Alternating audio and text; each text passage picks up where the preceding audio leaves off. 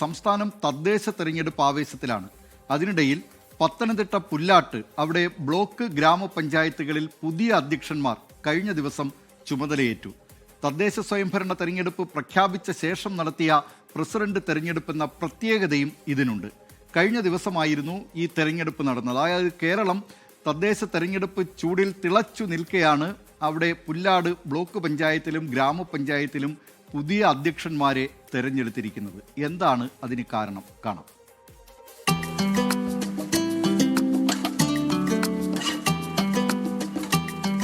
വോട്ടുറപ്പിക്കാൻ രാഷ്ട്രീയ പാർട്ടികൾ ഓടി നടക്കുന്നതിനിടയിലാണ് കഴിഞ്ഞ ദിവസം കോയിപ്രം ബ്ലോക്ക് പഞ്ചായത്തിലേക്കും ഗ്രാമപഞ്ചായത്തിലേക്കും അധ്യക്ഷ തെരഞ്ഞെടുപ്പ് നടന്നത്.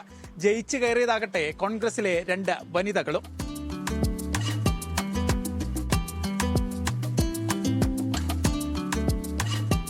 കോയിപ്രം ബ്ലോക്ക് പഞ്ചായത്ത് പ്രസിഡന്റായി കോൺഗ്രസിലെ അജിത ടീച്ചറെയും ഗ്രാമപഞ്ചായത്ത് പ്രസിഡന്റായി കോൺഗ്രസിലെ CG ആശയുമാണ് കഴിഞ്ഞ ദിവസം തെരഞ്ഞെടുക്കപ്പെട്ടത്.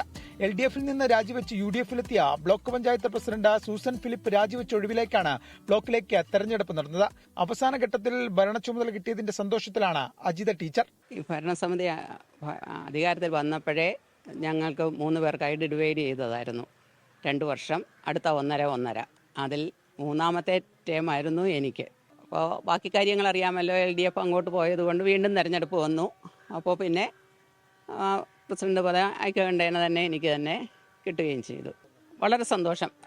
കോൺഗ്രസിൻ്റെ ഒരു അധ്യക്ഷ പദവിയോടുകൂടി നമുക്ക് ഇലക്ഷനെ ഈ പഞ്ചായത്തിലും ബ്ലോക്ക് പഞ്ചായത്തിലും നേരിടാൻ പറ്റുന്നത് ഒരു നല്ല അനുഭവം, ഒരു നല്ല അവസരവുമായിട്ട് തന്നെ കാണുന്നു. തെരഞ്ഞെടുപ്പ് പ്രഖ്യാപിക്കുന്നതിന് മണിക്കൂറുകൾക്ക് മുന്നെയാണ് കോയിപ്രം ഗ്രാമപഞ്ചായത്ത് പ്രസിഡന്റ് P. സുജാത രാജിവെച്ച BJPയിൽ ചേർന്നത്. ഇതോടെ കോയിപ്രം പഞ്ചായത്ത് പ്രസിഡന്റ് സ്ഥാനവും ഒഴിവ് വന്നു. പഞ്ചായത്ത് പ്രസിഡന്റ് സ്ഥാനം SC വനിതാ സംവരണമാണ്.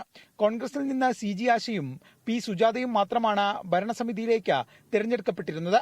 ആദ്യ ടൈമിൽ CG ആശയായിരുന്നു പ്രസിഡന്റ്. 2ാം ടൈമിൽ P. സുജാതയും. പ്രസിഡന്റ് സ്ഥാനത്തോടൊപ്പം മെമ്പർ സ്ഥാനവും P. സുജാത രാജിവെച്ചതോടെ ആശ മാത്രമായിരുന്നു പ്രസിഡന്റ് സ്ഥാനാർത്ഥി.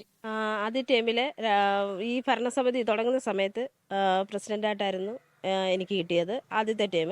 അതിനുശേഷം നമ്മുടെ കൂട്ടത്തിൽ തന്നെ ഒരാളൂടെ സംവരണ സീറ്റിൽ തന്നെ ആയിരുന്നു നമുക്ക് ഇത് കിട്ടിയത്.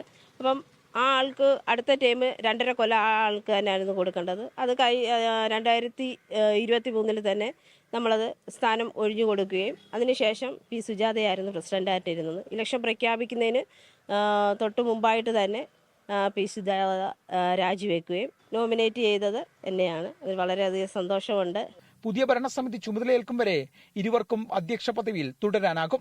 സംസ്ഥാനത്ത് ഒരുപക്ഷെ ഈ തെരഞ്ഞെടുപ്പ് ചൂടിനിടയിൽ കോയിപ്രത്ത് മാത്രമായിരിക്കും ഈ അധികാരം ഏറ്റെടുക്കൽ. അല്പായുസേ ഉള്ളുവെങ്കിൽ പോലും ലഭിച്ച ചുമതലകൾ കൃത്യമായി നിർവഹിക്കുമെന്നാണ് ഈ 2 വനിതാ പ്രസിഡന്റുമാരും പറയുന്നത്.